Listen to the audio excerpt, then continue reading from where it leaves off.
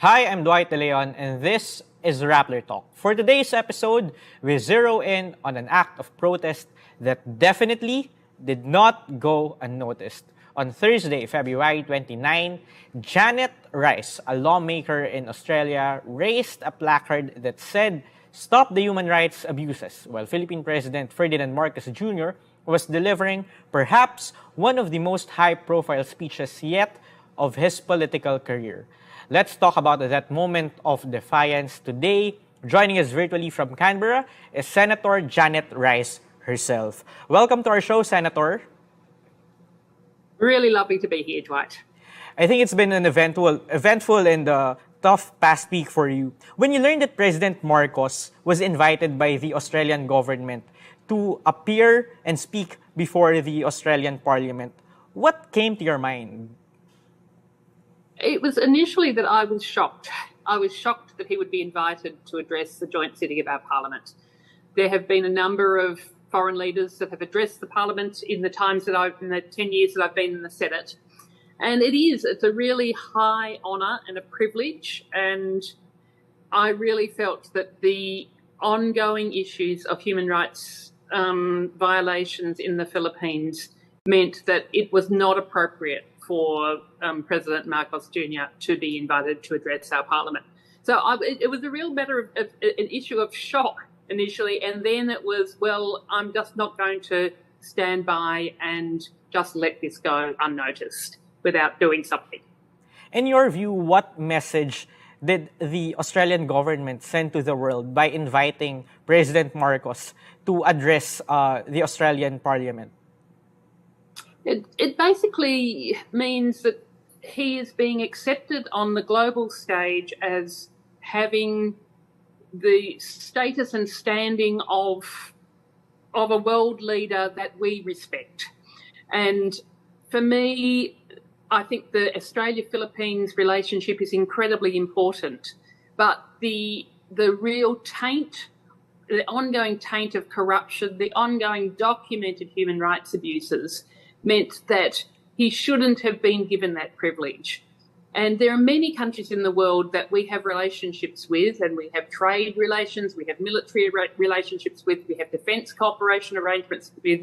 But because of the issues of those governments, where we still have got some significant criticism, particularly on issues of international human rights, we don't invite those leaders to address our Parliament because it's recognised that to do so would be to sanction the circumstances and the regime that is operating there.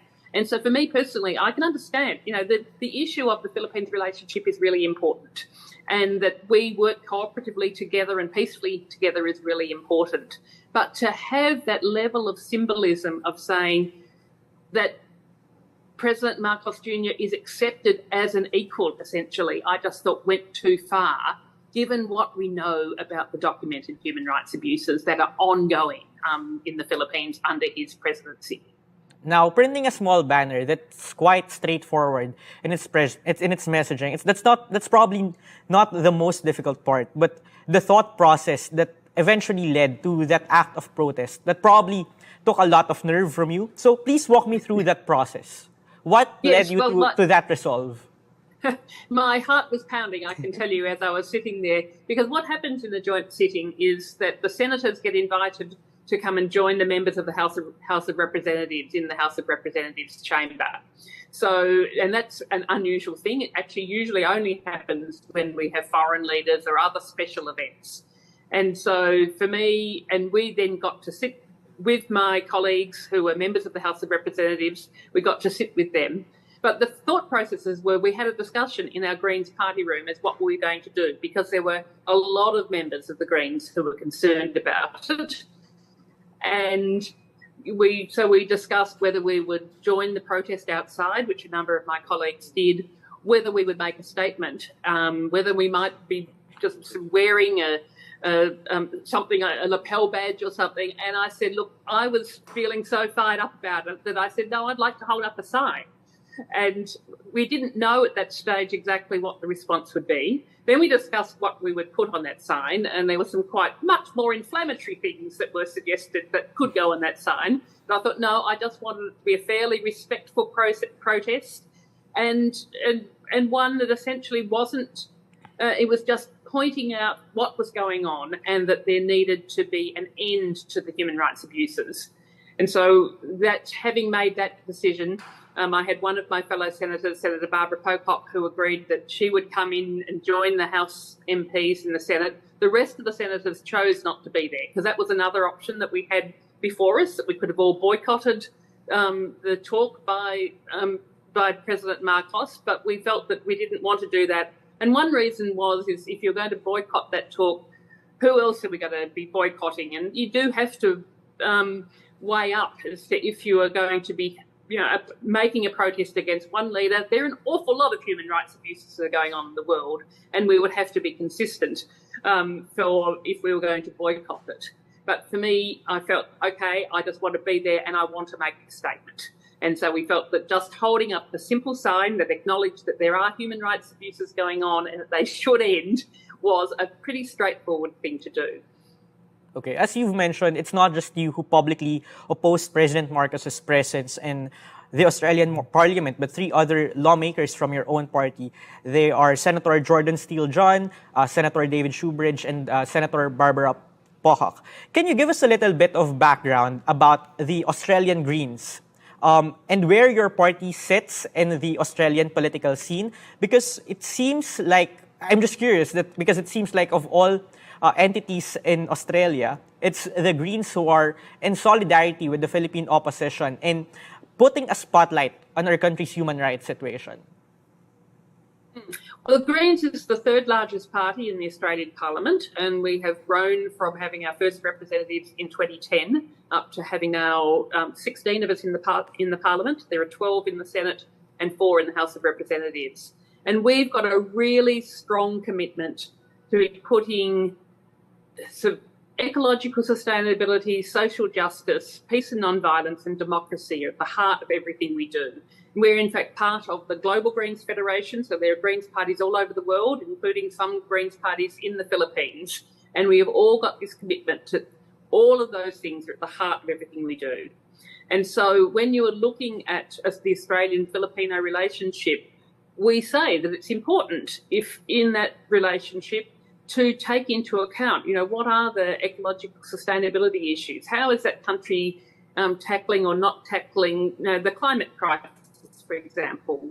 Whether there are attempts to be improving people's rights, whether it's workers' rights and other human rights and justice in the society. And we won't just sweep those issues under the carpet as being inconvenient and things that we just don't want to talk about because we're only concerned about trade and the economy and defence and military cooperation. And so for Australia, we've very much got a position that we should have an independent foreign policy and that our relationships, both bilateral relationships and multilateral relationships, should be based on working together with people for improving outcomes for everyone, a fair go for everyone, looking after our environment, thinking about our future, but certainly social justice and human rights being at the heart of everything we do. Okay. Senator, what you did had repercussions. You were censured by your colleagues for what they say was unparliamentary behavior. How grave is that sanction exactly? And knowing now that you would be punished by your fellow senators, would you have done anything differently? Oh, look, I would do it again in a heartbeat. And it's a rare thing for senators to be censured. And I was surprised that then came about. The protest happened in the morning last Thursday, and the censure motion came as a surprise on Thursday afternoon. In the decade that I've been in the Senate, there have only been 2 other senators that have been censured, and they were both for appalling sort of misogynistic and racist comments and attacks in the Senate.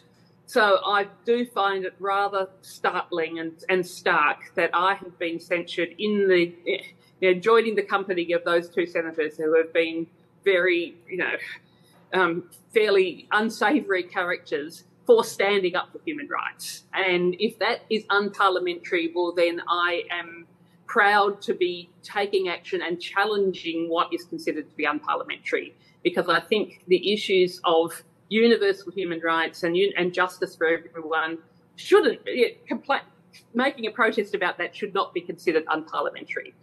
What it means being censured is basically just that there has now been, a motion that says that the Senate doesn't approve of what I did. It doesn't have any ongoing repercussions other than that I am, on the list now of a senator having been censured. Okay. Now, President Marcos, he promised to protect human rights during the start of his term. Many of his critics say that's doublespeak in light of continuing human rights violations that are being witnessed under his presidency. And also, the lack of accountability against his predecessor, Rodrigo Duterte, who is being investigated by the International Criminal Court. If President Marcos is really serious about prioritizing human rights, in your view, what concrete measures should he be doing? Or what concrete measures should we see from him? Look, I'll start off by saying that I'm not an expert in the human rights situation in the Philippines. I'm an Australian, and I have visited the Philippines once, but I am not an expert. So I take my advice and knowledge from people who are experts. And there are two groups in Australia. There's the Australian Coalition for Human Rights in the Philippines, and another one, the Australians for Philippines Human Rights Network, who had both been in contact with me, and also the findings of Amnesty International and Human Rights Watch, and they had all been in contact in the lead up to President Marcos's visit to Australia, for saying we needed to speak out about the ongoing human rights abuses that President Marcos is responsible for.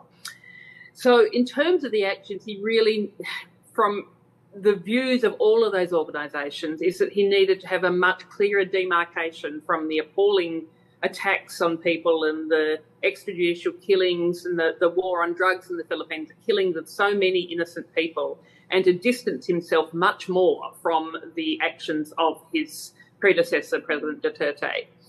And a clear thing, for example, would have been to welcome and to cooperate with the International Criminal Court's investigation into the excesses of President Duterte. Similarly, there's the ongoing implementation of the Anti-Terrorism Act, which is clearly just enabling anybody to be persecuted if they speak up against some of the actions of the government. So that there as a whole, and the ongoing independence of the judiciary, the ongoing fact that you have still got approximately 800 political prisoners. There were so many things that President Marcos in his first year and a half in office could have done to really put some flesh on the bones of a commitment to upholding human rights. And as I said, I'm not an expert, so in terms of whether things have improved since President Duterte, maybe they have, maybe they haven't. But it's very clear that under the time of the Marcos government, that there is still incredibly massive attacks on people's human rights, and there's the extrajudicial killings are continuing, the attacks and the persecution of people who are standing up for the environment, standing up for their rights as workers, the attacks on trade unionists, they are ongoing, and they are the things that need to be properly addressed, acknowledged and properly addressed if people are going to take seriously any claims that President Marcos is concerned about upholding human rights. Now, President Marcos is actually back in Australia. He is attending a special summit between Australia and the Association of Southeast Asian Nations, or ASEAN, in Melbourne. A gathering like this present an opportunity for Australia and other leaders in Southeast Asia to take a stronger stance on human rights issues. It absolutely does. And one of the issues is that, again, our relationships with all of the countries in the region are very important. And the countries have to be critical friends. you cannot just turn a blind eye to human rights abuses. Otherwise, the leaders are emboldened and they continue with impunity.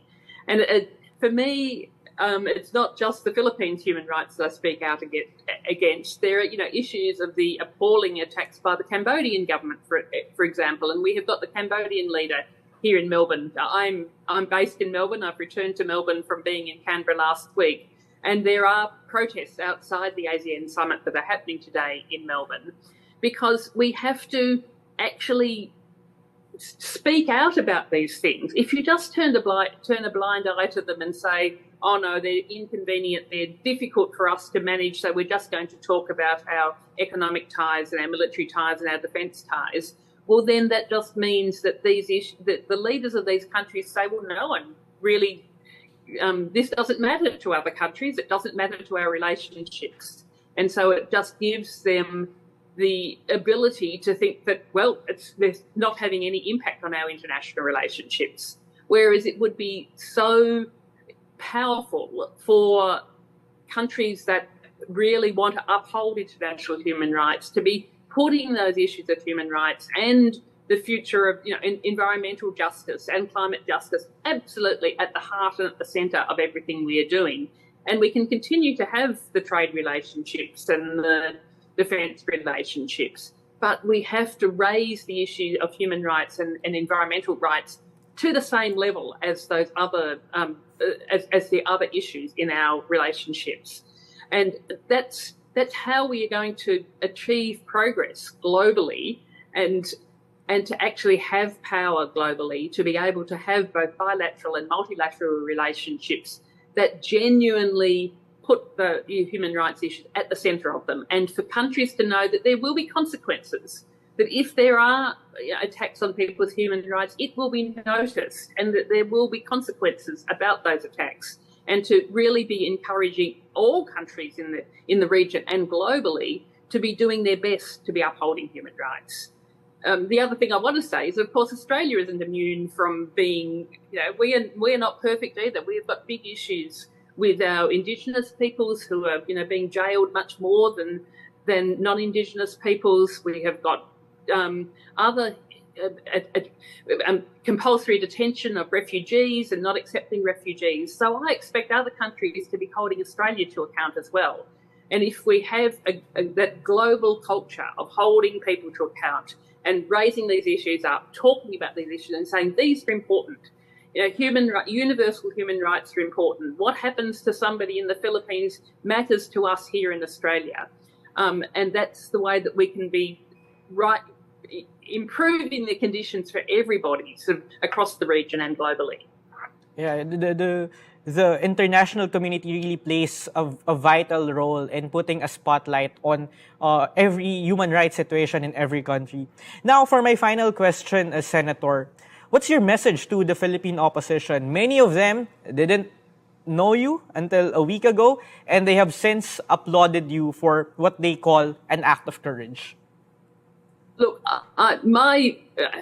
for me, yes, and I said my heart was pounding as I sort of raised the sign up, but I'm doing it on behalf of all Filipinos who are under attack in the Philippines. And for the courage that I took, it is only, 1/1000th of the courage of the people in the Philippines who are speaking up and speaking out, knowing that their very lives might be at risk in doing so.